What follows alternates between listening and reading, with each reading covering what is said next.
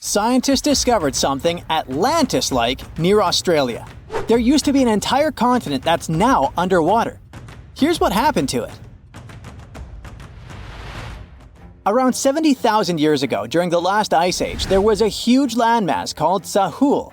It was located in the southwestern Pacific Ocean. This ancient supercontinent connected what we now know as Australia, New Guinea, Tasmania, and the Aru Islands into one giant piece of land. Imagine lush tropical rainforests surrounded by beautiful mountains. Sahul's tallest mountains were in the New Guinea highlands, with peaks reaching over 13,000 feet. This beautiful place was home to a variety of unique animals, most of which were pouched creatures. But back then, they weren't just koalas and kangaroos. Sahul was filled with different types of grazers, burrowers, scavengers, and predators. It was home to a huge diprotodon, a powerful hunter Thiosolio, and a horrifying Megalania, a creature that's much larger than any living lizard today.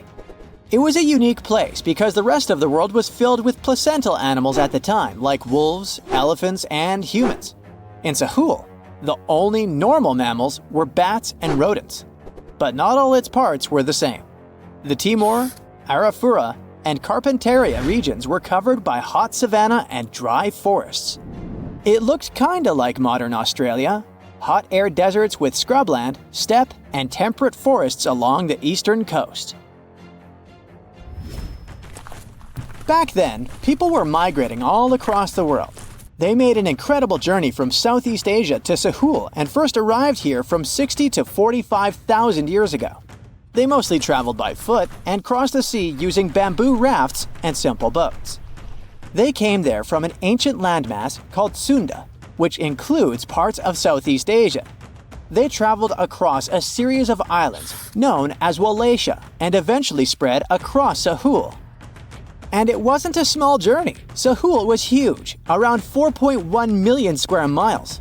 That's bigger than the USA or Canada. It stretched from the equator to around the southern part of New Zealand. So they arrived in what is now Australia and became Australia's first people. Scientists think that Sahul had a population of 500,000. We've discovered cave paintings that date back around 40,000 years. It's a hunting scene depicting an anoa, or miniature buffalo, facing figures of humans and animals. Researchers are trying to figure out how these early settlers moved across Sahul and where we might find archaeological evidence of their journey. To do this, they created a landscape evolution model. The simulation showed how Sahul changed between 75,000 and 35,000 years ago.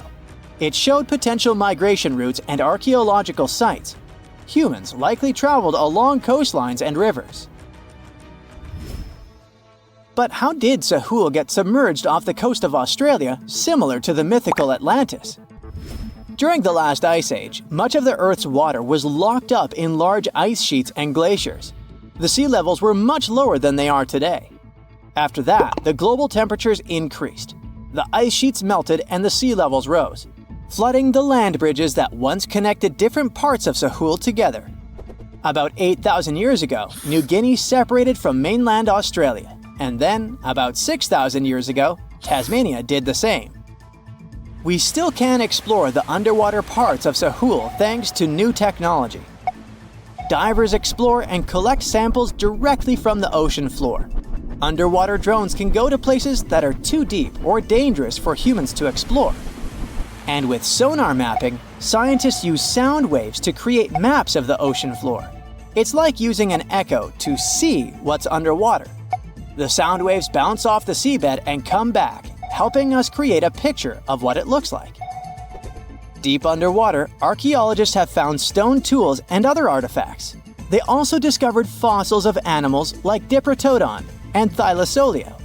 By studying the underwater terrain of Sahul, they learned about the ancient rivers, lakes, and coastlines that existed during the Ice Age. But Sahul isn't the only underwater continent. Sahul isn't the only hidden gem of Southeast Asia. Take Sundaland, a place made up of Sumatra, Java, Borneo, and some other islands. This place was crazy huge during the Ice Age, but now almost fully underwater. Almost, but not entirely. The parts above the ocean are teeming with life. If you like birds, check this place out. It has almost a fifth of the world's bird species. You can spot colorful birds like the Java hawk eagle and the Bali starling among the lush forests. It's also a home to a fourth of Earth's fish species. Sundaland's waters are a haven for marine life, even the most exotic animals like the Asian arowanas. It's also a treasure trove of flowers. That's where you can find Rafflesia and Titan arum, the world's largest flowers. This makes it very similar to Zealandia.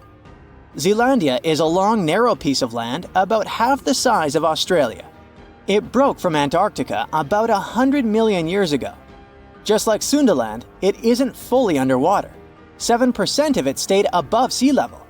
This sticking out little piece is what we now call New Zealand, along with Stewart Island and some smaller islands. These pieces of Zealandia are lush and warm. They're packed with volcanoes, mountain ranges, beautiful natural geysers, and hot springs. Local people, Maori, use these hot springs for cooking.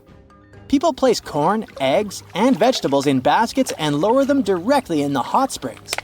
Sometimes they cook food in a pit oven using heated rocks. Another hidden world is known as Argoland. This mysterious landmass was once part of Australia, back when dinosaurs chilled around. It drove scientists crazy for decades. They knew it existed because it left a huge stretch on the ancient seafloor, the Argo Abyssal Plain. About 155 million years ago, it broke off from Australia, saying bye-bye. The continent drifted somewhere north, and when it reached Southeast Asia, it just vanished. Scientists had no idea where it went, but recently, they finally found its remains. Turns out, poor Argoland's lower parts started drowning into the Sunda Trench, a horrifyingly deep oceanic pit. The Earth's crust sunk into the mantle. Meanwhile, the upper parts of Argoland were pushed upward, grabbing the younger rocks on land. Because of this, Argoland broke apart into a bunch of smaller pieces. These pieces formed parts of Borneo, Java, Sulawesi, and other regions. The remains are buried under Indonesia and Myanmar. Imagine a colossal landmass the size of Greenland, Greater Adria. Its journey began about 240 million years ago when it broke away from the supercontinent Gondwana. It started moving north, and after 100 million years of enjoying the warm seas, it suddenly crashed into Europe and shattered into pieces. Most of these pieces went deep into the Earth's mantle, but some were scraped off and became part of mountain ranges like the Alps. Today, the remnants of Greater Adria are scattered across more than 30 countries, from Spain to Iran. That's why they're hard to look for. Seychelles was also once part of Gondwana. Yep, these idyllic islands are sitting atop of the ancient continent. We know a lot about it because of its fascinating granite outcrops. 100 years ago, Alfred Wegener discovered continental drift, but no one believed him. These granite outcrops helped him prove that he's not crazy and that tectonic plates really are moving. The Seychelles broke off from India and Madagascar and eventually became a sad loner in the Indian Ocean. This probably happened because of some insanely active volcanoes in the Deccan Traps. But now, the islands are home to unique species both on land and in the coral reefs nearby. Mauritius broke off from India after the dinosaur wiping. Along its journey, it stretched into a long ribbon-like shape and also broke into pieces. Now it's all scattered beneath the Indian Ocean. Scientists stumbled upon this lost land by studying tiny ancient crystals called zircons. These zircons are like time capsules. They date back an astonishing 660 million to 2 billion years. That's even older than Mauritius itself. These ancient crystals hinted that there's another Atlantis somewhere nearby. Turns out there are hidden continents all around the world, and maybe we'll discover more of them in the future.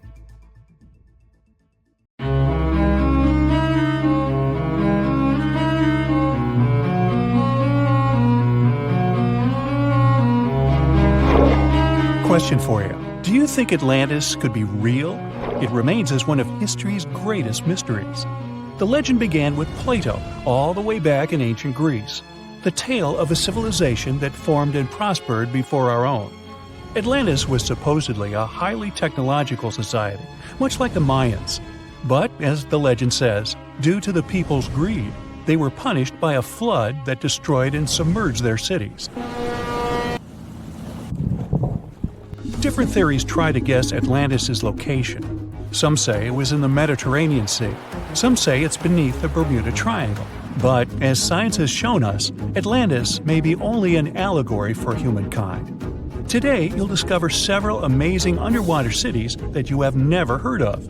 They existed indeed and are not just a myth. We're taking you on an excursion to the underwater city of Baia, which is on the coast of Italy. Known as the Las Vegas of the Roman Empire, Baia was a resort city. The Roman elite traveled there for recreation. Imagine an open-air spa. That was Baia.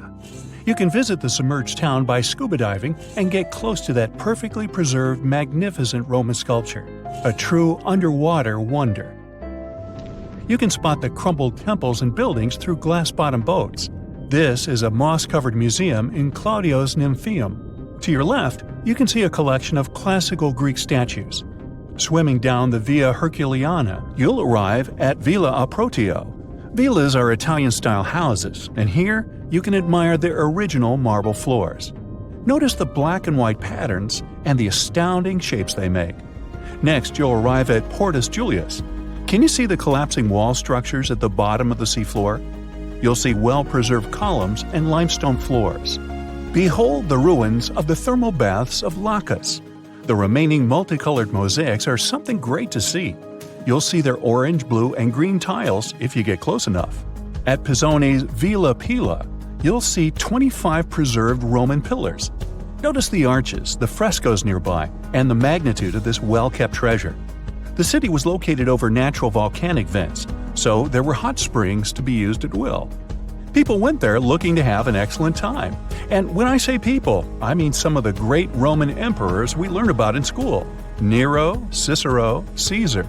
But around the 8th century, the city was sacked and the luxurious town was abandoned. Slowly, the water level rose and the city started to drown. You are on a summer vacation off the coast of Greece, 4 hours outside of Athens, in the Peloponnese Peninsula on Pavlo Petri. You dust off your snorkel and head for a free dive on a bright sunny day. Sometime into the dive, you start noticing patterns on the seabed. 13 feet below the surface, the outline of familiar objects starts to appear, one by one. As you continue swimming, what looks like the outline of an entire city emerges before your eyes.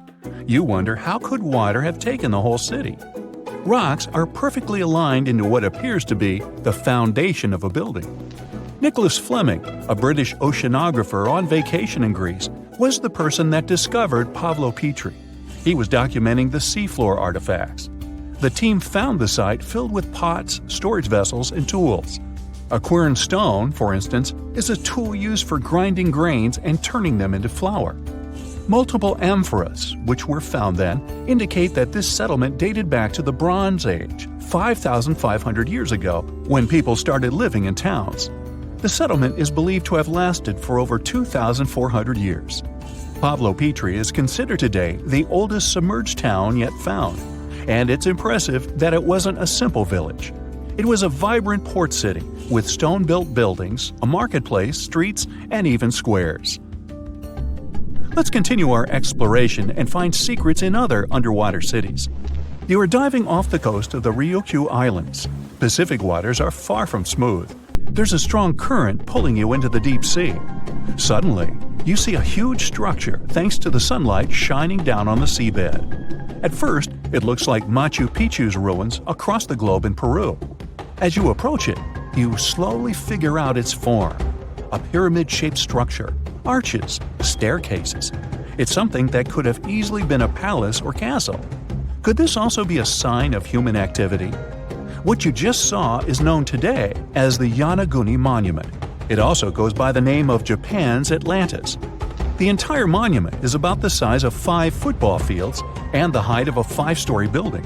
Its most surprising feature is its expansive terraces that host large crowd gatherings. Explorers and scientists believe that Yanaguni dates back to 10,000 years ago. But whether it is a man-made structure or a natural formation is still under debate. For Japan's top marine geologist, Professor Masaki Kimura, Yanaguni is the heritage of a lost civilization. Kimura has dived into exploring the ruins over 100 times over the past 10 years. According to him, there are clear signs of human activity down there. The Triangle Pool, located on the monument's surface, is a triangle-shaped concave that is a historical symbol of water fountains in the region. There is also a giant turtle carved on the eastern side of the structure. And according to Kimura, turtles have an important cultural meaning. Several pieces of stone tools have been recovered from the site. Their estimated age dates back to 10,000 years ago. However, not all scientists are convinced of the same. For many, Yanaguni is the result of thousands of years of erosion. The fact that the monument is composed of one massive rock leads them to believe that it is not human-made. The defined edges and flat surfaces resemble a natural formation occurrence in Northern Ireland, known as Giant's Causeway. A series of interlocking basalt columns look like the ruins of a palace, but they were the result of volcanic activity in the region. Well, stay tuned for more underwater discoveries. The next stop on our voyage is one of today's most famous underwater cities that has turned into an underwater archaeological park. The city of Port Royal in Jamaica exists today only below the surface. But in 1692, it was one of the wealthiest cities in the Western Hemisphere. Port Royal was the center of the British Empire at the time, and an important trade city that attracted people from all over. It was also home to real-life pirates of the Caribbean. On the morning of June 7, 1692, the people of Port Royal met a different fate than they probably expected.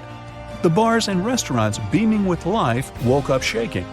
People were taken out of bed with the power of a massive earthquake, estimated today at 7.5 on the Richter scale. One survivor says he saw the earth opening up and swallowing the town whole.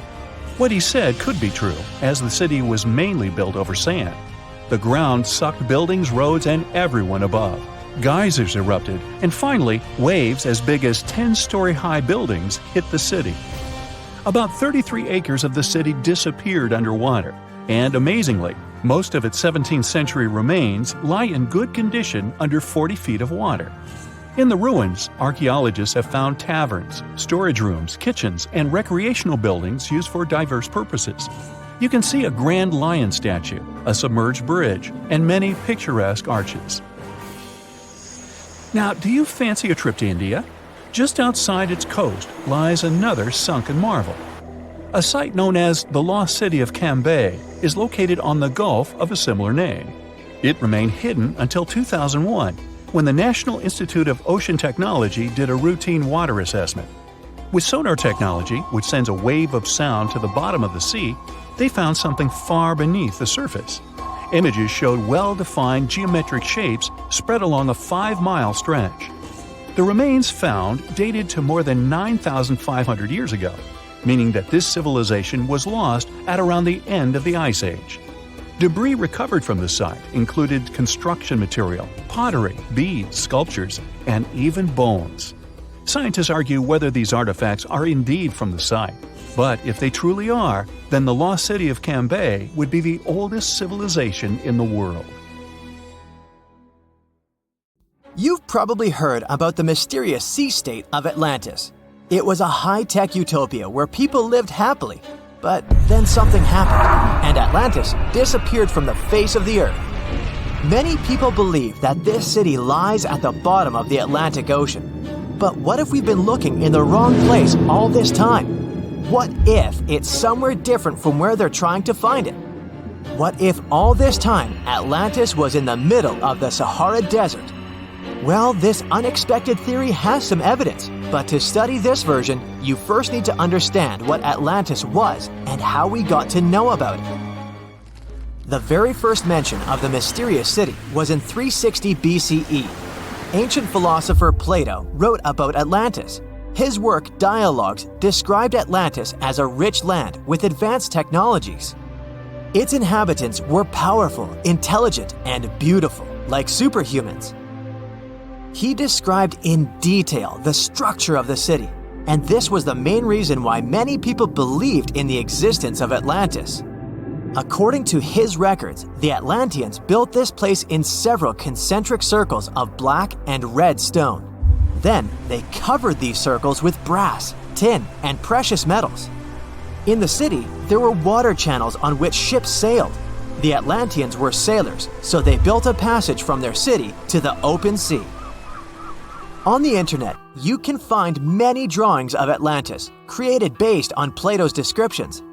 Take a look at these drawings and an actual photo of the Eye of the Sahara. This place in the Sahara has a shape of several concentric circles. It looks as if a destroyed city left a trace on the sand. Many people have written online that the lost city was located there, but no one could prove it. Once upon a time, the Sahara was filled with rivers and lakes. In prehistoric times, there was only water there. So far, everything matches. The Eye of the Sahara was first discovered in the 1930s. This place was considered a crater from a fallen meteorite. But in the middle of the 20th century, scientists conducted a soil analysis and refuted the version with a fallen space rock. In the end, everyone agreed that this was a dome of molten rocks under which magma was raging.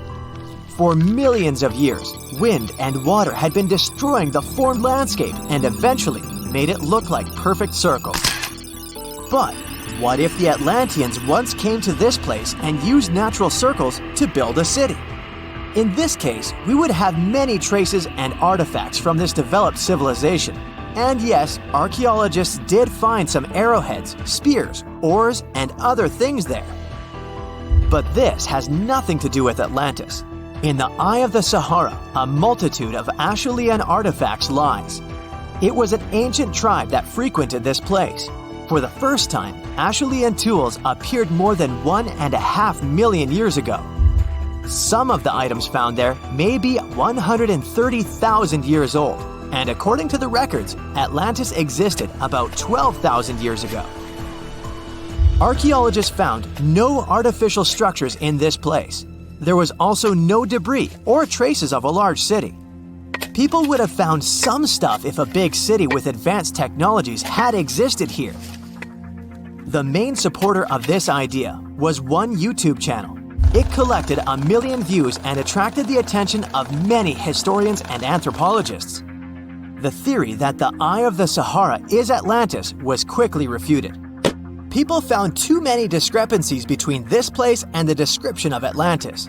The author tried to catch the viewer's attention by presenting external similarities between the natural landscape and the fictional ancient city.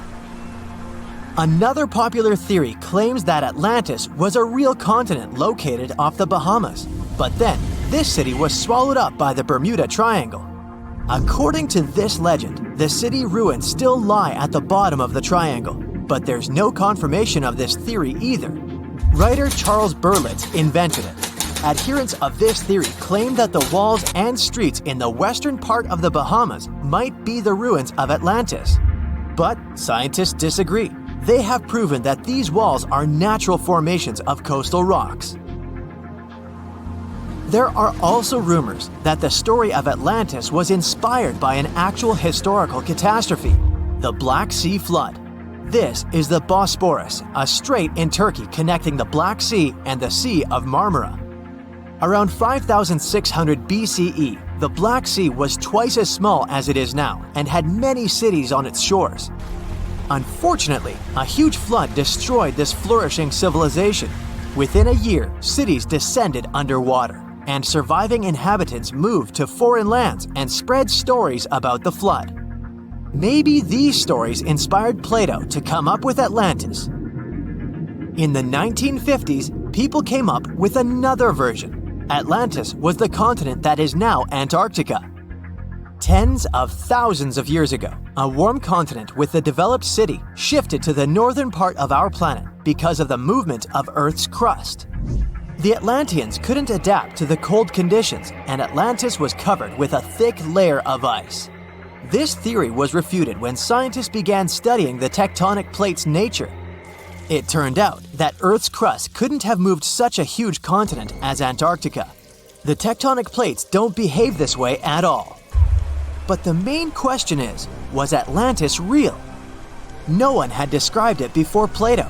Perhaps the philosopher came up with it. Maybe he did this to emphasize the correctness of his views on life and to identify his philosophical theories. In his works, he wrote a lot about divine and human nature and how people can destroy this nature. He spoke of decaying ideal societies because of immoral behavior and vices. The Atlanteans were once moral, spiritual people who created a utopia, but then they became greedy and mean. They destroyed their inner nature, and for this, they had to witness the destruction of their city. One night, fires and earthquakes hit Atlantis and plunged the city into the sea. The higher powers punished people for their immoral behavior, and Plato also wanted everyone to be afraid of moral decay. But judging by the descriptions of the earthquakes and fire, it may seem that Atlantis was destroyed by a volcanic eruption, as it was with the ancient Roman city of Pompeii. And such destructions have happened pretty often throughout history. Natural disasters ruined many developed cities. One of the most famous cases occurred in 1100 BCE in the Mediterranean Sea, when a volcanic eruption destroyed the highly developed Minoan society. The Minoan society existed for about 2,000 years. These people mostly lived on the islands of Crete and Santorini, located north of Crete. The Minoans had beautiful houses, a sewage system, and a developed economy. They were engaged in agriculture, grew fruits and vegetables, painted frescoes, and made jewelry.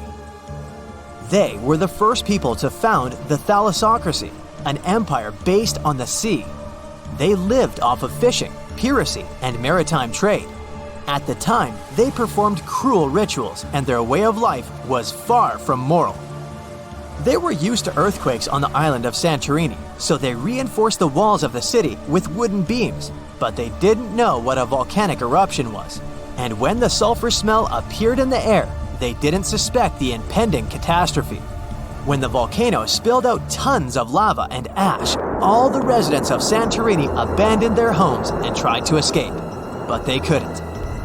The eruption and earthquake triggered a tsunami. A large wave flooded the coastal part of the island of Crete.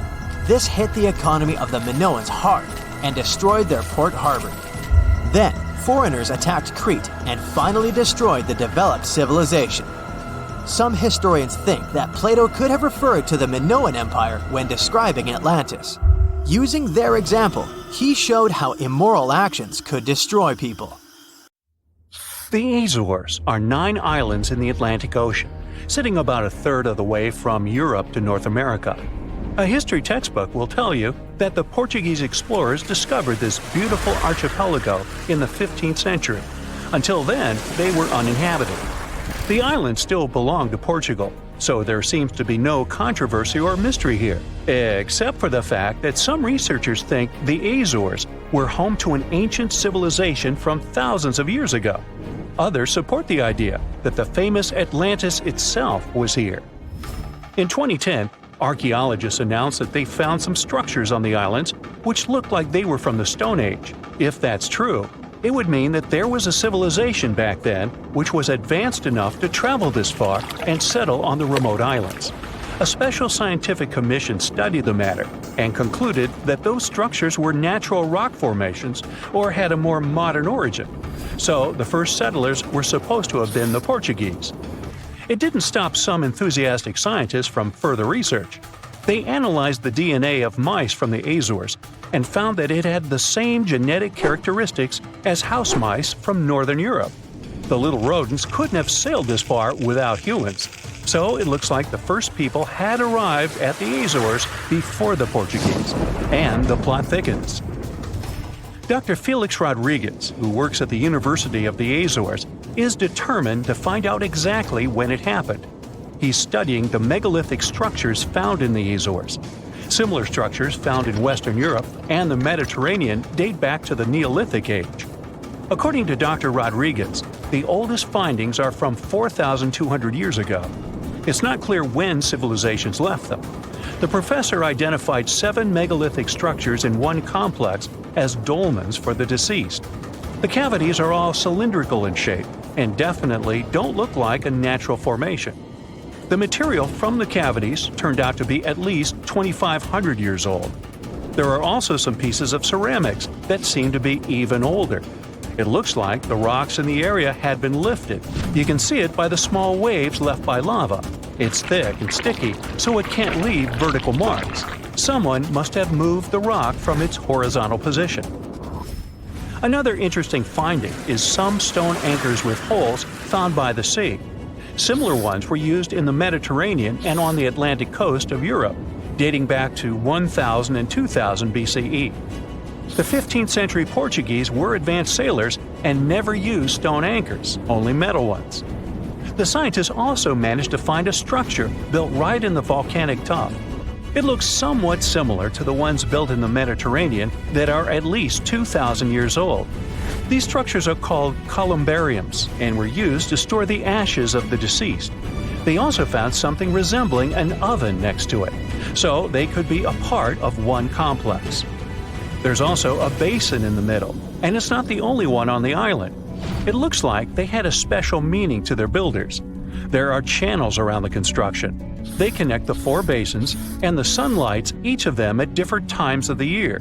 It was all carefully planned, as they were lit the brightest during winter and summer solstices and autumn and spring equinoxes. The water passed through all the basins and went directly into the sea. It could have been a purifying ritual. Now, some people are skeptical about the findings and believe they're all parts of a fortress from the 16th century. Professor Rodriguez is determined to prove it's all much older. There must have been some ancient civilization here that could have left because of the volcanoes that go crazy every 50 years. Antonieta Costa, a postdoctoral student at the University of Porto in Portugal, is also sure that the first people came to the Azores in prehistoric times. She has studied standing stones with small openings, explained as cuts for quarrying the stones. Costa believes they are part of a calendar system. She noticed that none of the slits in the rocks were aligned with the cardinal east direction. The slits closest to it are smaller than the ones facing other directions, so it can't be just a coincidence. It also looks like the slits are aligned with the solstices, and that's what makes Costa think it could be a calendar. She also thinks the inscriptions left on slabs of bedrock on the islands are much like those maps that were left on the rocks during the Stone Age in mainland Europe. Another interesting theory about the Azores is that it could have been the location of the famous Atlantis, which was lost under the sea. Since the Azores archipelago is in the middle of an ocean, it could technically be a perfect place for that. A 20th century scholar quoted Plato to prove this theory was right. The Greek philosopher suggested that Atlantis was in between the continents. The coins and sculptures supposedly found in the Azores when the Portuguese just arrived also point that there was someone else present there. And way more recently, in 2013, a sailor found a huge structure looking like a pyramid off the Azores coast. It was most likely a large submarine volcano, but it's much cooler to think it was some big deal in Atlantis, right? Peru has its own mystery. Amid the desert, you can find some eerie marks called the Nazca lines. They're known as geoglyphs and were created more than 2,000 years ago by the people of the Nazca culture. Thanks to a dry climate and strong winds in the desert, most of the Nazca lines have reached our day. To create them, Nazca people removed the top layer of the pebbles and revealed the soil beneath the ground. The color of the soil changes from reddish-brown to yellowish-gray, so the lines always look different. Most of the geoglyphs depict plants and animals. You can clearly see a monkey, a whale, a condor, a hummingbird, a spider, various flowers, trees, and other plants. There are also some geometric shapes, such as triangles, trapezoids, and spirals. Since they were discovered in the 1920s, scientists have offered different explanations for the lines. Some say that in Nazca culture, people ascribe special significance to these motifs, so they probably created these shapes for deities in the sky to see. Others believe they were a sort of astronomical calendar, and animal sketches were modeled after groups of stars. This theory was proved wrong, so the purpose of the lines remains a mystery. Another place that leaves many questions is Nimrut Mountain in Turkey. This mountain has a complex of monuments with temples and tombs. It was built by the Kingdom of Commagene, which ruled here around the 1st century BCE. There are statues of King Antiochus, 2 lions, 2 eagles, Zeus, Hercules, and Apollo. Archaeologists found the ruins of this complex at the end of the 19th century. They thought it had been built by the Assyrians. Then, some of the most famous scientists of the time came here and found an inscription in Greek. It had details about the sculptures and the names of important members of the Commagene royal family. It looked like it had been put there for future visitors. The scientists established that the statues used to be full-size figures. Changes in temperature, strong winds, snow, and the bright sun didn't leave them a chance to last in all their original glory. Plus, the complex is in an earthquake zone, so all you can see now is mostly the heads of the statues. They look incredibly complex and large for their time. The biggest question is, how did the people who lived thousands of years ago manage to create such huge sculptures on top of the mountain? It's obvious that they worked on shaping the limestone blocks up there and not on the ground. So, stay tuned. We'll keep an eye on this. You have about $130 million. What would you do with it? Fly into space or buy an island? There are many ways you can spend this much money, but one anonymous investor used it to build an extravagant underwater city. The project is not finished yet, and a lot of people are currently working really hard to make this crazy idea come to life. If all goes well, in the near future, living under the sea may become a reality. In the past century, there was a limestone quarry near the Welsh border in England. In the 1990s, it became flooded and turned into a lake 260 feet deep. Now, there's a large construction project going on around it. Trucks transport materials and people in overalls construct huge modules that look like giant futuristic submarines. These modules are called sentinels, and they will become the buildings of a small underwater city. Builders and engineers create durable stainless steel materials that allow these houses to withstand a depth of up to 650 feet. This is the upper limit of the twilight zone, where very little sunlight penetrates.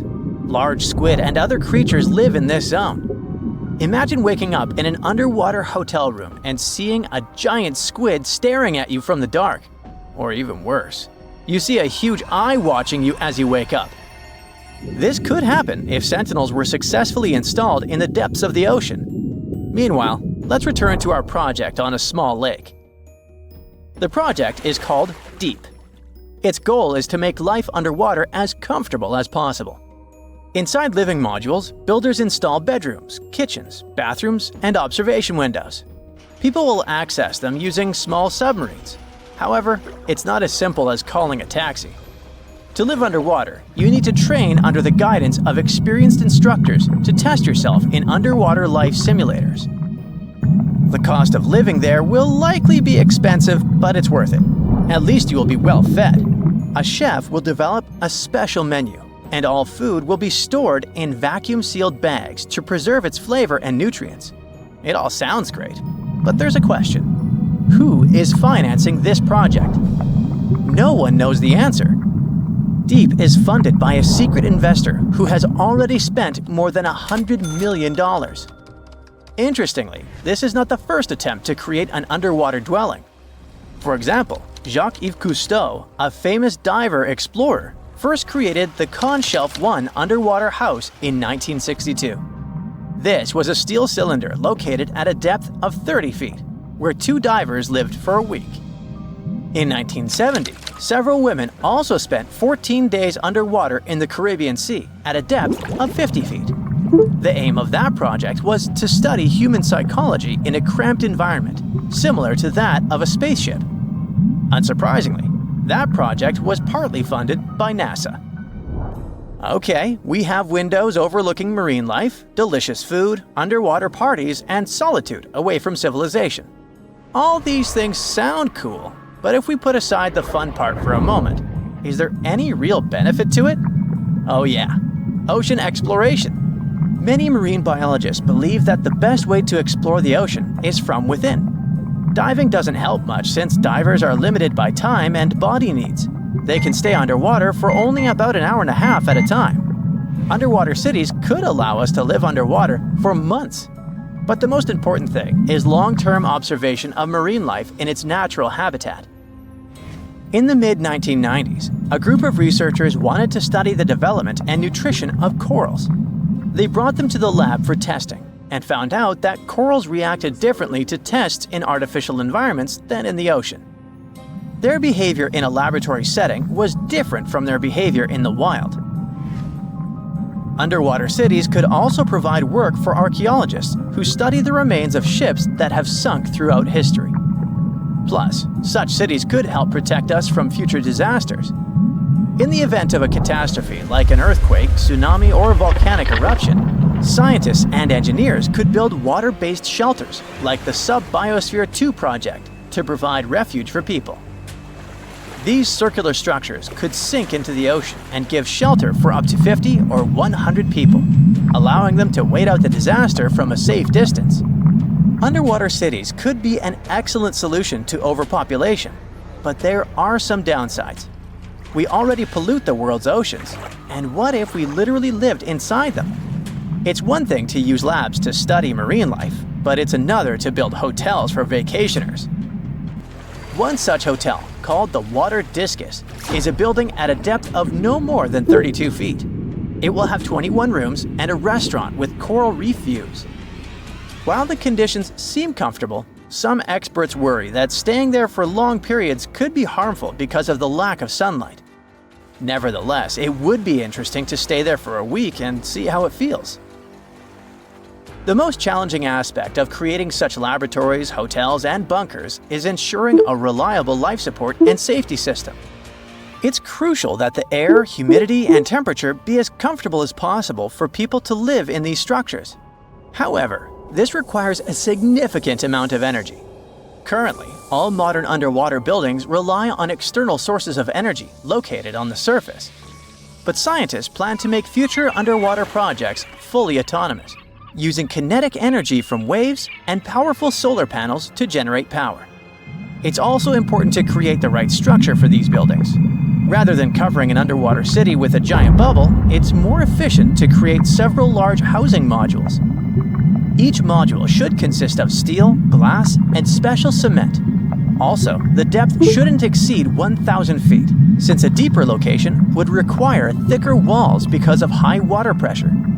To load and move these residential modules safely, engineers can use ballast tanks. These are large containers filled with water, which are used to pull the modules down deep into the ocean. Once in place, engineers can release the water from the tanks and fill them with air, causing the house to float back to the surface. And what about fresh air? Fish extract oxygen from the water using their gills, but this method is obviously not suitable for humans. Therefore, we need to deliver air from the surface. It can be piped into the city and mixed with a special substance called sodasorb, which reacts with carbon dioxide and removes it. It would be great if we could generate oxygen inside our underwater cities rather than relying on other sources. This would require farms and plants that can produce oxygen through photosynthesis. But instead of sunlight, these plants would use artificial light. If we talk about complete autonomy, people could get food from the water at any moment, put on scuba gear, a mask, and an oxygen tank, and leave the hotel through an airlock. Use harpoons and fishing nets to catch dinner.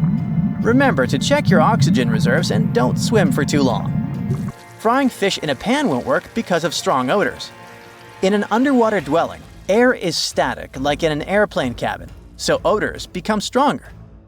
Maybe in the future, engineers will create a dedicated cooking area, but for now, you'll have to rely on canned and dehydrated food. If you get bored, go for an underwater walk. Instead of carrying oxygen tanks, use hollow tubes connecting your mask to an air source inside your home. But don't forget that you can't go too far because the length of the tube is limited. Air, food, safe construction. What else? Drinking water. In the future, scientists may create filters in these hotels that desalinate salt water. This water can be extracted from the condensation inside the hotel, as well as from human secretions. Don't be surprised. Astronauts, for example, have been using special technology to filter their liquids and turn them into drinking water for a long time. Footsteps pounded behind him. Heart racing, he lunged toward the towering statue, fingers fumbling with the hidden crevice. No time. He shoved it inside just as shouts closed in. A deep breath, loud heartbeat. Then he ran, vanishing into the dark, leaving his secret buried in stone, waiting to be found. Throughout history, statues haven't just been silent guardians of the past. They've been hiding places for secrets, some deliberately sealed away, others stumbled upon by pure chance. See the most mysterious of them. In 2016, as Australian experts prepared a 645-year-old statue for auction, they uncovered a hidden secret, an ancient banknote tucked inside its hollowed head. Issued in 1371 under Emperor Zhu Yunzang, the note was worth 1,000 copper coins, or 28 grams of silver. More strikingly, it carried a grim warning. Despite passing through multiple owners, the hidden bill remained undiscovered for centuries. A rare relic from an era when paper money was still a novelty, the note was soon listed for auction, its journey through time continuing into the modern world. Statues became more than just symbols. They were guardians, keepers of history, and sometimes even life-saving tools. In 2017, restoration experts working on an 18th century statue in Spain made a remarkable discovery. Hidden within the statue's hollow interior were two letters written in 1777, providing insights into daily life, local customs, and the economy of the time. Similarly, in 2023, during renovations at the United States Military Academy in West Point, a box was discovered inside the marble base of a statue depicting the hero Tadeusz Kosciuszko. Placed there nearly 200 years ago, this time capsule offers a tangible connection to the institution's storied past. The mystery surrounding statues and their potential to hide secrets extends to some of the world's most iconic monuments. Few places are as shrouded in mystery as the Great Sphinx of Giza. For centuries, archaeologists, historians, and explorers have speculated about what might lie hidden beneath its massive limestone figure. Some people thought the Sphinx concealed the legendary Hall of Records, a supposed library containing ancient knowledge, possibly even lost wisdom from Atlantis. In recent years, advancements in ground-penetrating radar technology have revealed voids beneath the Sphinx, leading many to believe that the statue may hide undiscovered chambers or passageways, some possibly linked to royal tombs or hidden structures. The potential of hidden chambers beneath the Sphinx has captivated imaginations for generations. But what is perhaps even more intriguing is the recent work done by researchers from New York University, who studied the environmental forces that shaped the Sphinx. After recreating ancient wind patterns, the researchers concluded that the Sphinx may have originally been shaped by natural erosion before humans further refined its form. Such revelations open up new avenues for understanding the monument's purpose, as well as the cultural and spiritual significance it held back then. The ancient Egyptians revered Sobek, the crocodile-headed god of power and the Nile, and often mummified crocodiles to honor him. These creatures were placed in temples or tombs as offerings to the gods or to ensure their safe passage to the afterlife. Recently, a group of researchers dove into an interesting study about a crocodile that received the mummification treatment from Egyptian embalmers.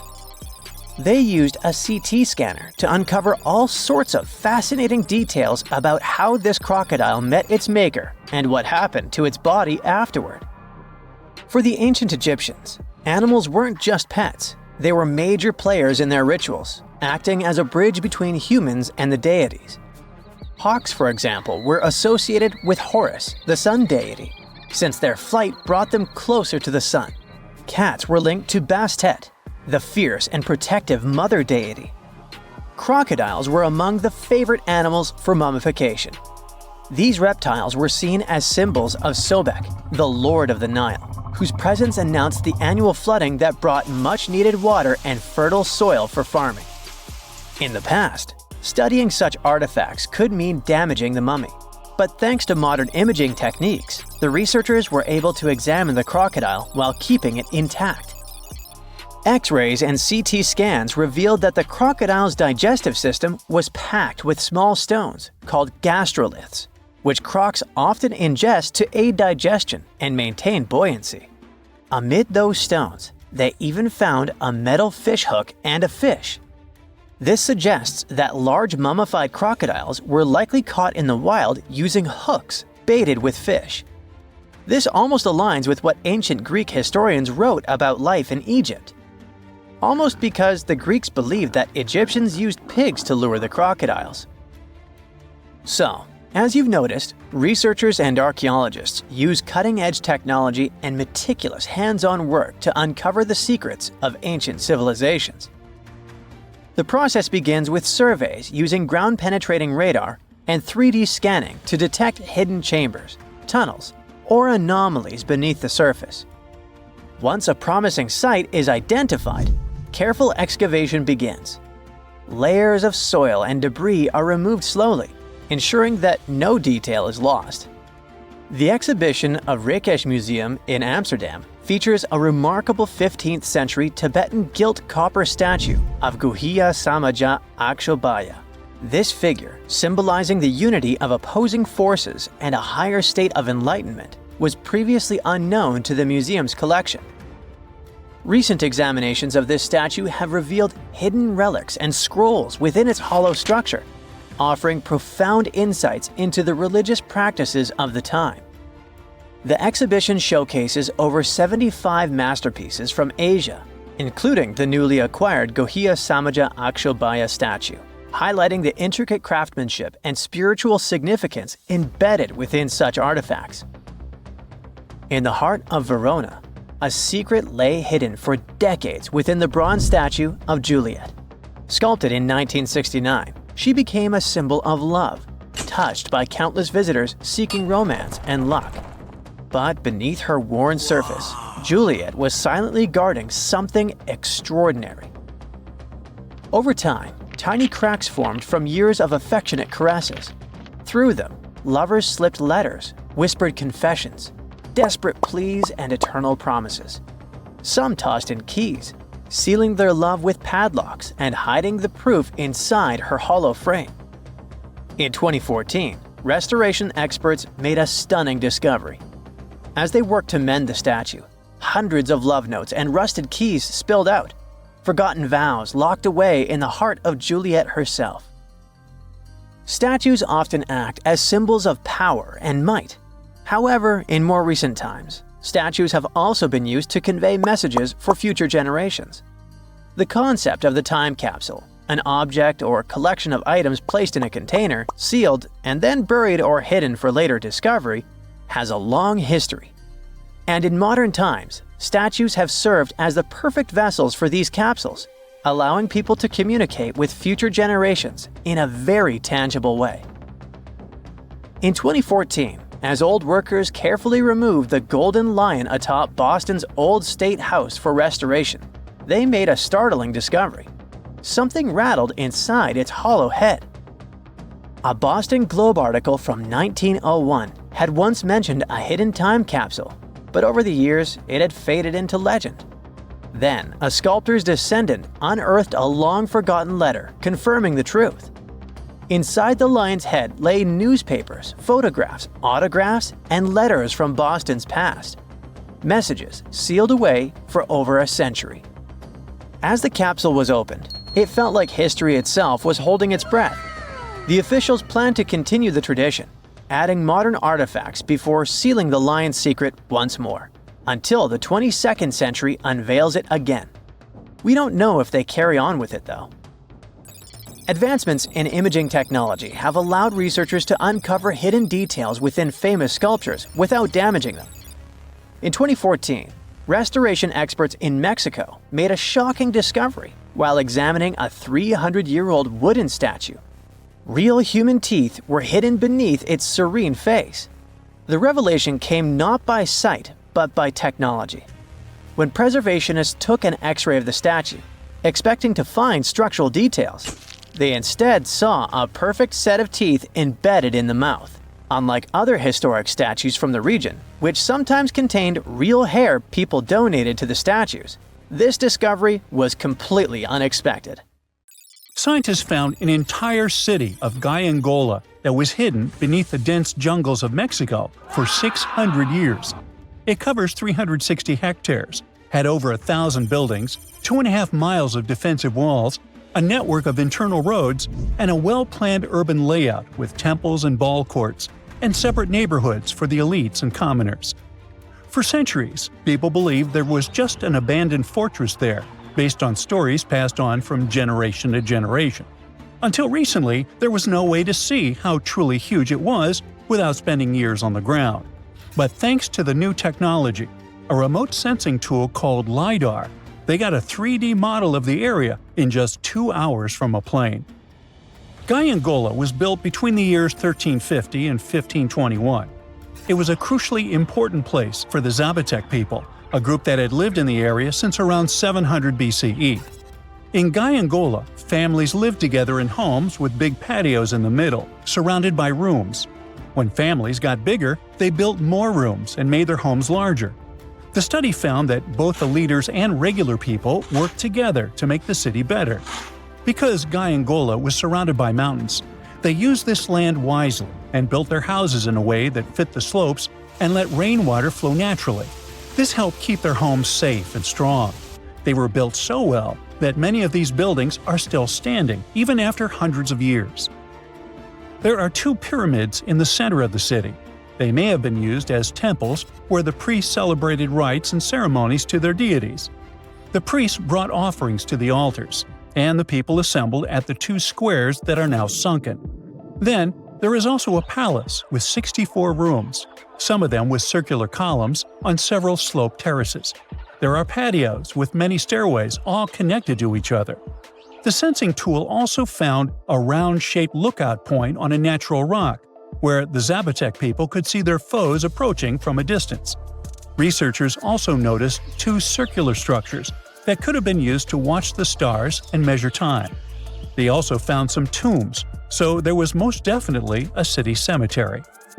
By the end of the 1400s, the Zapotec people controlled a large territory on the Pacific coast and had successfully defended their land from the Aztecs, who were trying to take over more territory. They did the almost impossible and survived a 7-month-long siege at Gyangola. When they won this conflict and kept control of the southern part of Mesoamerica, the Zapotecs didn't need to live in Gyangola anymore. Staying in the mountains had its pros, but they needed fresh water and good farmland to grow food. The small city of Tehuantepec, just 12 miles away, had these conditions, so they moved there just before the Spanish arrived in 1521. Over time, Zapotec traditions started to fade, but their culture didn't disappear completely, and more than 300,000 Zapotec people still live in Oaxaca state in Mexico. They speak their own languages and keep their traditions alive. Creating the 3D model of the lost city is just the beginning of the research. Archaeologists hope that future studies of Gyangola will help us learn more about how the Zapotecs were organized, how they ruled their cities, and how they interacted with the Spanish when they arrived. They plan to study all 1,100 buildings found in the LiDAR scan, and it will take a few years. Instead of digging up the ruins, they will use special technology to scan the land and learn more about the city without damaging it. This same tech helped scientists find another massive ancient city that lay hidden beneath the thick green canopy of the Amazon forest. A whole network of houses, plazas, roads, and canals was hiding in the shadow of a mighty volcano. For centuries, many scientists assumed that ancient Amazonian people lived in tiny huts, clearing patches of land to survive. But this city, built 2,500 years ago and inhabited for 1,000 years, proves the opposite. Now, scientists think tens of thousands or even hundreds of thousands of people lived in complex urban societies. Scanning the area found 6,000 rectangular platforms, each measuring around 66 by 33 feet, and standing 6 to 9 feet high. These structures were arranged in clusters around central plazas, with straight roads with perfect right angles and paths connecting them. One of the roads was 16 miles long. Building straight roads like this is far harder than just following the landscape. Some of these roads may have had deep spiritual or ceremonial significance. The volcano's rich soil helped the civilization thrive, but it may also have led to its downfall.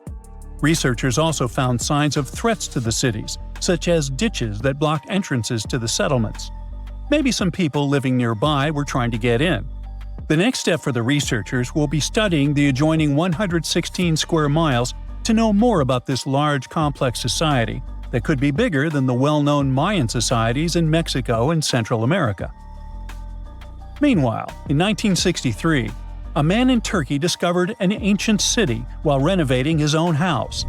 He knocked down a wall in his basement and found a mysterious room. He kept digging and saw a tunnel. It led to the Derinkuyu underground city. It's one of the deepest multi-level underground settlements in Cappadocia and in all of Turkey. The inhabitants lived on 8 levels and had access to cellars, storage areas, chapels, a school, a study room, and other structures. All floors were connected by an extensive network of tunnels. The underground city was probably built as a shelter. The construction is hiding at 279 feet deep, and you can't see it from the outside. The complex was large enough to shelter about 20,000 people with their livestock and food supplies. There was also a 180-foot ventilation shaft. Archaeologists believe that Phrygians first built the levels. The Romans used and enhanced the structure later. The golden time of Derinkuyu was during the Byzantine era. The next lost and found city appeared only in a few inscriptions and ancient texts, so no one could be sure it really existed. Scientists searched the majority of the coast of Egypt, until one archaeologist and his team detected a colossal face looking at them from under the water. The ancient city of Thonis Heraklion was discovered completely submerged 4 miles off Alexandria's coast. In the ruins of the lost city, there were 64 ships, 700 anchors, and a treasure trove of gold coins. Archaeologists believe the 16-foot-tall statue and the temple remains are the most important findings discovered by the expedition. Back then, the city had ceremonies and celebrations that took place in the Temple of Ammon. The ruins and artifacts were made from granite and diorite, so they were in good condition even after having been in contact with water for centuries. They give people a glimpse into what life was like 2,300 years ago in one of the most important trade ports of the world. The city had a network of canals, sort of like an ancient Egyptian Venice. The canals linked many separate harbors and anchorages. Towers, temples, houses, and other structures were also linked by bridges. Thonis Heraklion was the country's main port for international trade and the collection of taxes. No one really knows how the city ended up submerged, but archaeologists connect it with natural causes. At the end of the 2nd century BCE, most probably after a flood, it got covered with water. Then Alexandria, the city founded by Alexander the Great, became more glorious than Heraklion. Before Alexandria's fame, Heraklion was the main port of entry to Egypt. So after the tragedy, many ships heading for Heraklion had to change their route and go to Alexandria. Heraklion lost its glory until its discovery in 2000. Scientists have finally solved the Loch Ness monster mystery. Here's the spoiler, you ready? It's not a real monster. It's probably a dinosaur that survived through the ages, or just a bunch of debris floating on the water. Thanks to many findings on the Loch Ness creature, we have proof of another story to tell you. It was 1933 when a man named George Spicer and his wife were driving along the shores of Loch Ness. That's when they saw something massive with a long neck moving across the road.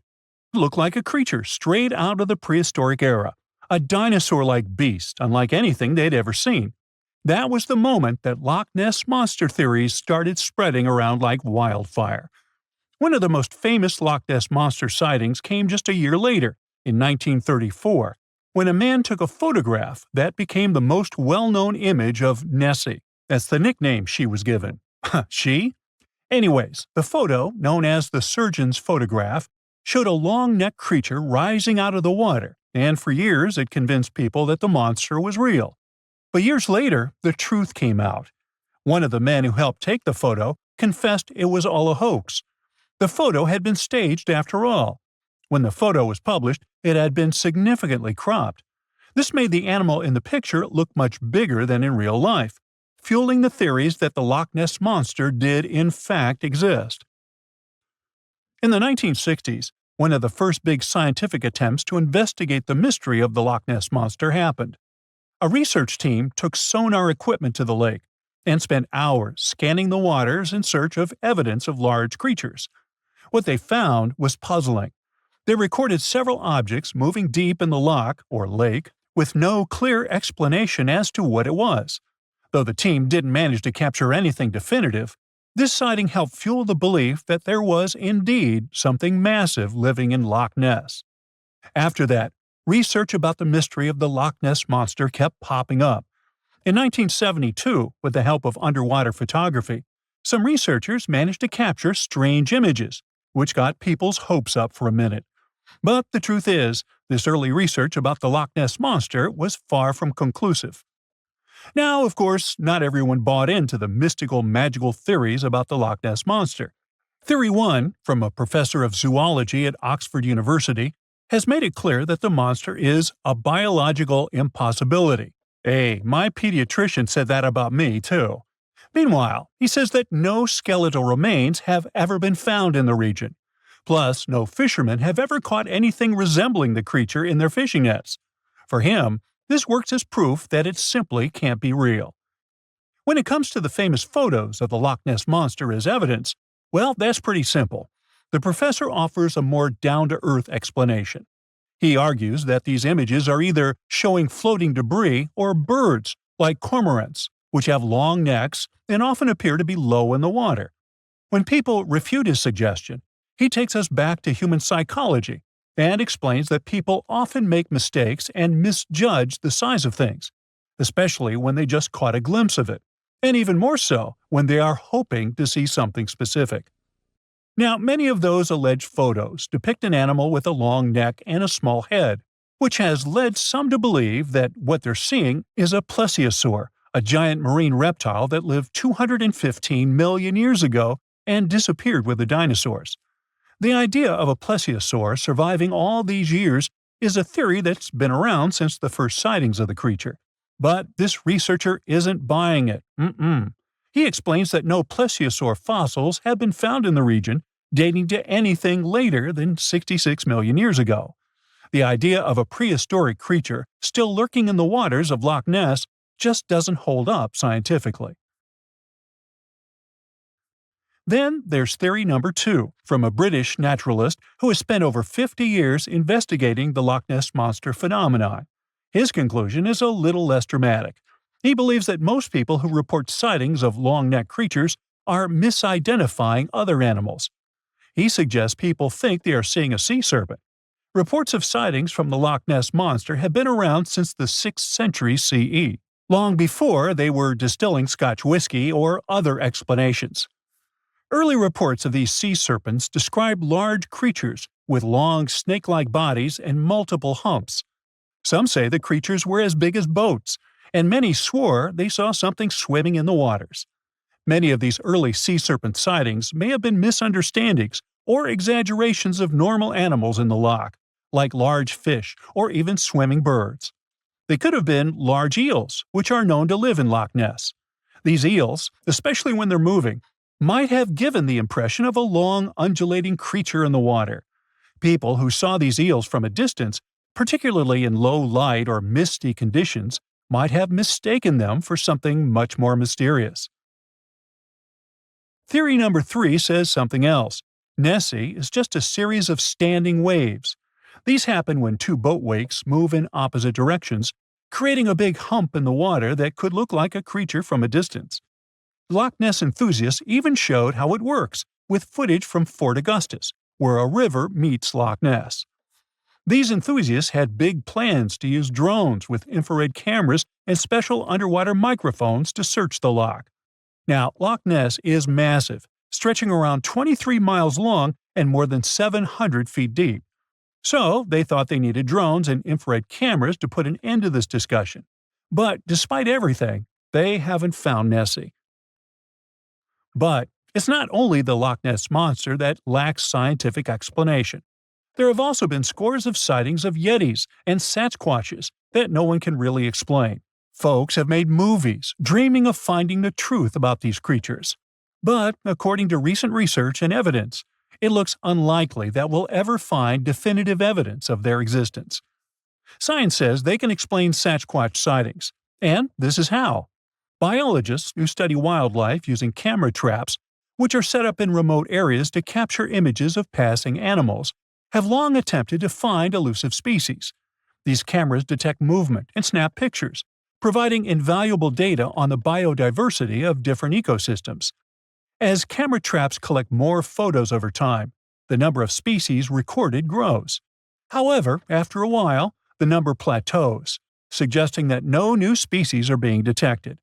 While it's impossible to claim 100% certainty, researchers say that after significant camera deployment, it's safe to say the likelihood of discovering new species, especially large ones like Bigfoot or the Yeti, drops significantly. Camera trap studies have been running for years in regions where these creatures are rumored to live, but so far, no conclusive evidence has surfaced. Instead, the supposed proof of Bigfoot or the Yeti often comes from blurry photos or shaky videos taken by individuals who claim to have encountered them. The scientific understanding of biology also makes the existence of Bigfoot highly unlikely. Often described as a great ape, Bigfoot would have had to evolve in North America. However, great apes evolved in Africa, and the only great ape to make it to the Americas is Homo sapiens, whose ancestors crossed the Bering Strait only about 16,000 years ago. This is far too short a time for a new species like Bigfoot to have evolved. While it may be disappointing for these mysterious creature enthusiasts, the scientific evidence points firmly toward the conclusion that creatures like Bigfoot and the Yeti are more fantasy than reality. After decades of extensive scientific research, it's safe to say that yes, science has solved the mystery of the Loch Ness Monster, and it's pure fiction. So, what do you think?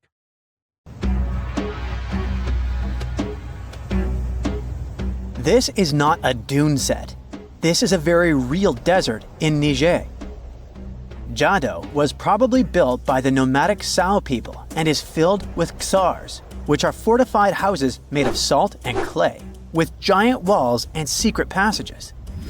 Located deep in the desert, it was once a vital stop for trans-Saharan caravans, but is now a hotspot for smugglers and bandits.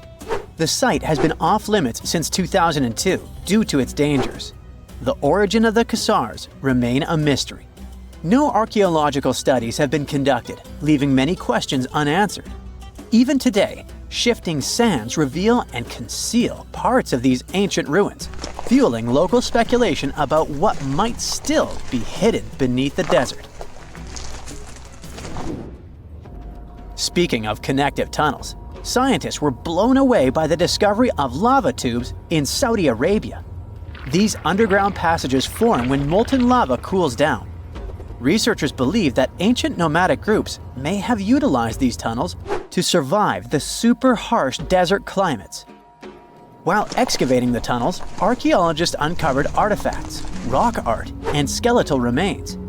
The art and animal bones show that the people who used the tunnels were probably sheep and goat herders.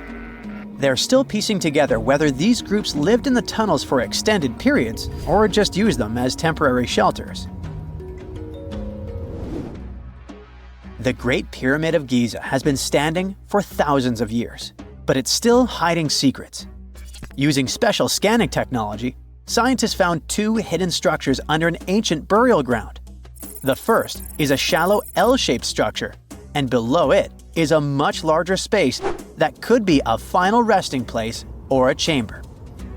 The smaller structure was filled with sand on purpose, while the deeper one might be an empty chamber. Experts believe the two are connected, possibly as an entrance leading to a secret chamber. This is big news because it might give us some more insight into who built the pyramids and why. The world is full of ancient writing, but some messages refuse to give up their secrets, like the mystery of the Bashplemi tablet. This unusual stone, pulled from a lake in Georgia, is covered in symbols no one can read. Even with modern technology, experts are completely stumped. The tablet is about the size of a book, with 60 symbols carefully carved into its surface, but 39 of them don't match any known language. Some resemble scripts from ancient civilizations in the Middle East, India, and Egypt, but none are an exact match. To make things even trickier, part of the tablet is broken off, meaning a piece of the puzzle is missing forever. To rule out a hoax, scientists studied the tablet closely. They confirmed it's made of vesicular basalt, an extremely tough local rock. Whoever carved these symbols must have been really skilled. Based on similar archaeological finds, experts believe the tablet could date back thousands of years, possibly to the late Bronze or early Iron Age. Some symbols repeat, which could mean they're numbers. Maybe it's an inventory list, a record of battles, or even an offering to the deities. Until someone cracks the code, the Bashplemi tablet remains an unsolved mystery from the depths of history. Experts are still stumped with what this Minoan disk might mean. The Phaistos disk is one of the most mysterious finds from the Minoan civilization. This 6-inch clay object, discovered in 1908, has strange spiral markings that no one has fully decoded yet. The disk has 241 symbols on both sides, showing everything from people and animals to tools and plants. Experts have come up with many theories about what the symbols mean. Some think it's an early form of Greek. Others suggest it's a prayer or a hymn. And some even believe it could be a letter from a king in Anatolia to a Greek ruler. Let's see who will be the first to figure this out. It's always a fun day at an archaeologist's office when they find something as big as a 2,000-year-old marble head. A French archaeologist mission went digging inside an old medieval house near Alexandria in Egypt and found a statue's head depicting an old, possibly ill man. This statue dates from the last Egyptian dynasty before it became part of the Roman Empire, and the site where it was found is associated with the likes of Cleopatra and Mark Antony. For archaeologists, even the smallest finds at this site means a lot. You've heard of Lucy, right? The Australopithecus that was an early ancestor for us humans. Well, scientists found some of her species' footprints somewhere in Tanzania. The so-called Laetoli footprints are over 3 million years old. The trail stretched 88 feet and has about 70 footprints, left behind when a bunch of early humans walked across some wet volcanic ash. What's cool is that these early humans were already walking on 2 feet, like us, not all hunched over like apes. The close spacing of the prints shows they probably had short legs and a shorter stride than we do today. In an ancient Egyptian temple, archaeologists uncovered a shrine unlike any other, a place dedicated to falcons and 2 mysterious deities. One deity had a falcon's head, while the other wore a crown with a sun disk and cow horns. But the most baffling discovery was an inscription that read, "It is improper to boil a head in here." At the heart of the shrine, there are 15 headless falcons carefully arranged on a pedestal, likely as offerings to the falcon-headed deity.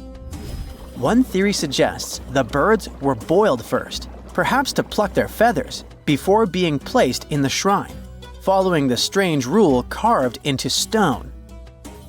Archaeologists also found a 13-inch iron harpoon nearby, Its true purpose remains unknown, although the shrine also held remains of fish, mammals, and bird eggs, suggesting that the rituals may have included feasting.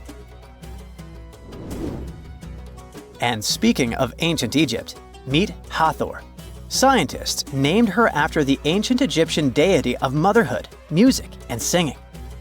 This wooden statue, housed at the Metropolitan Museum of Art, was thought to be just a beautiful artifact, until a surprising secret was uncovered. Using an X-ray machine, experts found a mechanical operating system inside it, with pulleys and axles connecting her shoulder to her left leg. When activated, the system made her hand raise and lower, an engineering marvel from over 3,000 years ago. The statue was created during Egypt's Middle Kingdom, around 1800 BCE, and is often compared to 19th century automata due to its advanced design.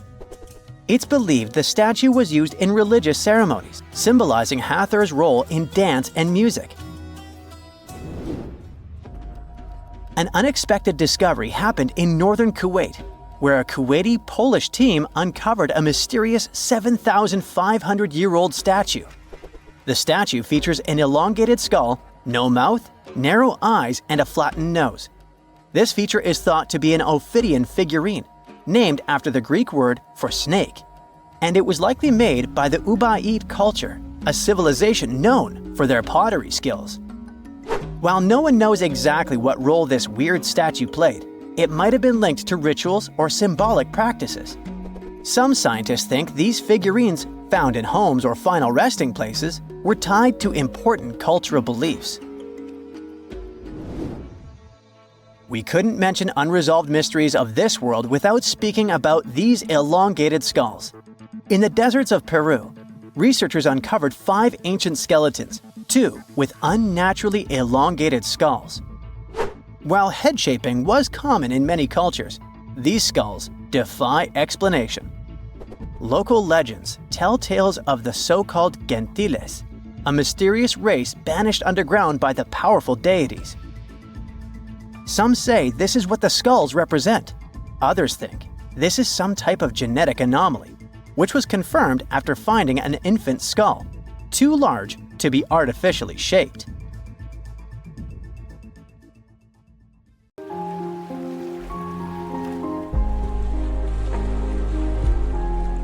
People living in Hawaii need to make at least twice the average salary in the rest of the US to live comfortably. Those who aren't ready to pay $5 for a gallon of milk have to look for happiness elsewhere. And year after year, the state makes it to the top lines of the population loss rating. While the local middle class is leaving, Hawaii is turning into a heaven for billionaires. Just 37 of them already own 11% of all the private land in the Aloha state. Larry Ellison, co-founder of the Oracle Corporation, bought 98% of the island of Lanai, including the grocery store, the only gas station, and the community newspaper, all for a nifty sum of $300 million.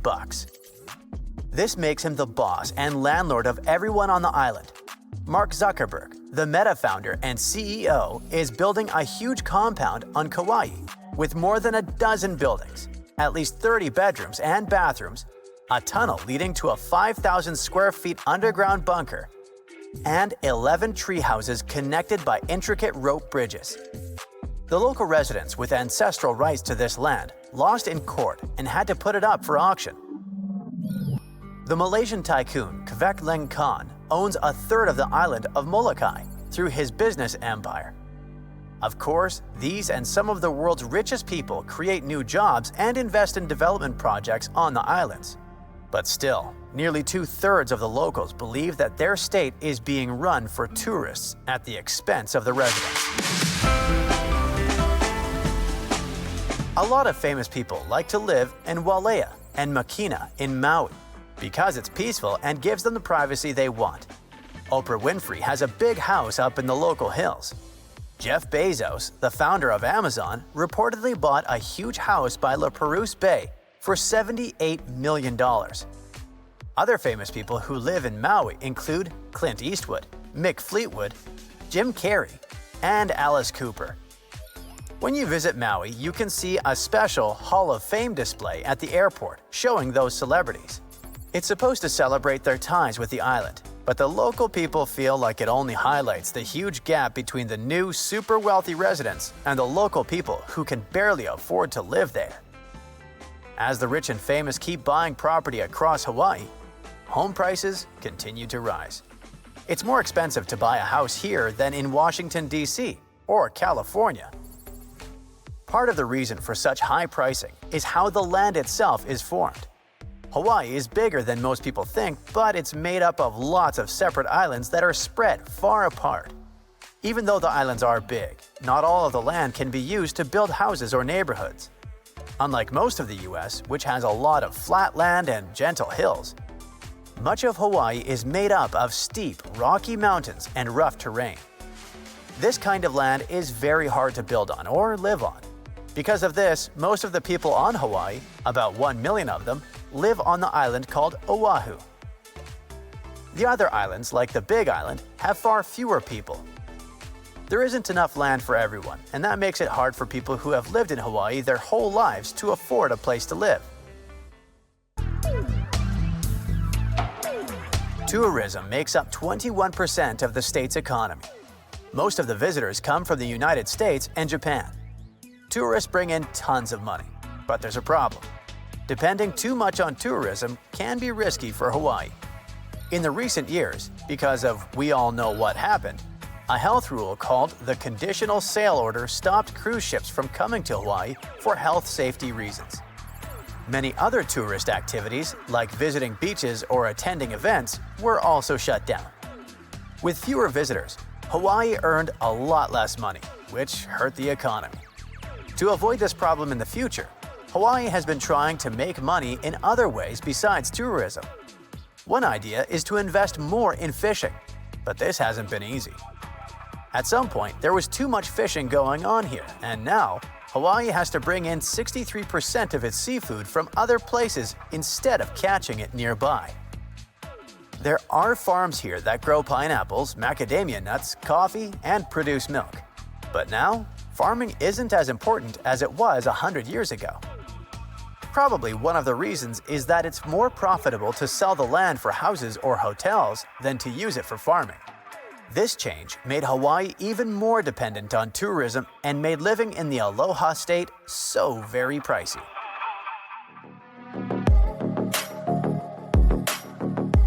Honolulu is reported to be the 7th most expensive city to live in the US. A family of 4 spends around $8,000 a month here, and a single adult will have to pay, on average, $2,500. Food alone costs around $500 a person for 1 month. Most of the food in Hawaii, about 85 to 90%, comes from faraway places. Since it has to travel more than 2,500 miles to get there, around 1/3 of all the food spoils along the way, especially because Hawaii is warm and humid. This waste makes things more expensive because stores know they'll lose some of their products and charge more to cover their losses. There aren't as many stores competing with each other. If stores don't compete, they have no reason to lower their prices. On top of that, they have to pay a lot for things like rent and electricity, so they raise their prices to make up for those costs. Speaking of electricity, an average bill is around $200, which is almost 90% higher than the national average. Yep, the Aloha State has the highest energy costs in the country. And perhaps that's why people in Hawaii use the least amount of electricity compared to other states. But their bills are still much higher. The main reason is the price per unit of electricity, called a kilowatt hour. 1 unit of electricity costs almost 40 cents. To compare, Utah has the cheapest rate at just 10.91 cents. It's so expensive in Hawaii because most of the electricity comes from oil, and that oil has to be shipped to the islands. Since Hawaii depends so much on oil, energy costs go up and down with oil prices. On top of all that, the income tax is some of the highest in the country. a quarter of all households in Hawaii spent more than their income in 2024. To survive, people used savings and credit cards and cut expenses. They also had to work more hours or get an extra job. They were forced to sell their belongings and borrow money from relatives, banks, or other lenders. Almost half of residents are in the category called Alice, and it has nothing to do with Alice in Wonderland. It means asset-limited, income-constrained, employed. More than 1 in 3 residents lives below the Alice annual income threshold. And then there's also legislation that further complicates things for Hawaii. It says that any goods shipped between places in the US must be carried on ships that are owned, built, and run by Americans. This makes shipping much more expensive because US ships and crews cost a lot more than ships from other countries. Most of the world's ships don't follow these rules because they're registered in countries like Panama. Because of this, Hawaii can still get goods from places like East Asia using cheaper ships, but if they want something from the mainland US, it costs way more money. In fact, this law costs Hawaii over $1 billion every year. This law also makes it really hard for Hawaii to grow businesses because everything is so expensive. The cost of insurance is also going up. This is because the islands are hit by natural disasters like hurricanes and storms more often now. All of this adds up to making life in Hawaii even more expensive. But even despite all that, the state steadily lands high in studies on well-being. Even people who can barely afford a living are mostly happier, or at least less unhappy in Hawaii than in other states. I guess the strong community support, a clean and fantastically beautiful environment, and the ability to have beach parties all year round make up for many hardships.